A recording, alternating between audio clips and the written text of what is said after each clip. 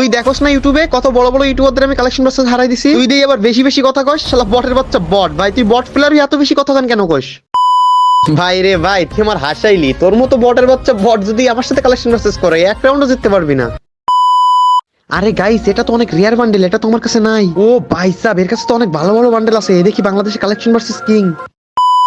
Hello guys, আসসালামু আলাইকুম। আশা করি তোমরা সবাই ভালো আছো। গাইস, তোমাদের দোয়া আল্লাহর রহমতে আমিও আছি আলহামদুলিল্লাহ ভালো। আরে গাইস, আমি সকালে ইউটিউব দেখতে লিছিলাম, তখনই দেই মিরাজ ভাই দেই আছে না, সবার সাথে কালেকশন বাস করে জিততে যায়, সবাই হারায় দেয়। তো মিরাজ ভাই লাইনে আছে, আজকে মিরাজ ভাইয়ের সাথে করবো আমি কালেকশন বাসেস। আর গাইস, বাংলাদেশের কালেকশন বাসেস কিং হলাম আমি, আর মিরাজ ভাই দাবি করলো বলে মিরাজ ভাই বাংলাদেশের কালেকশন বাসেস কিং। তো মিরাজ ভাই ইনভাইট দিয়ে দিলে দেখেন আসে কিনা আইছে।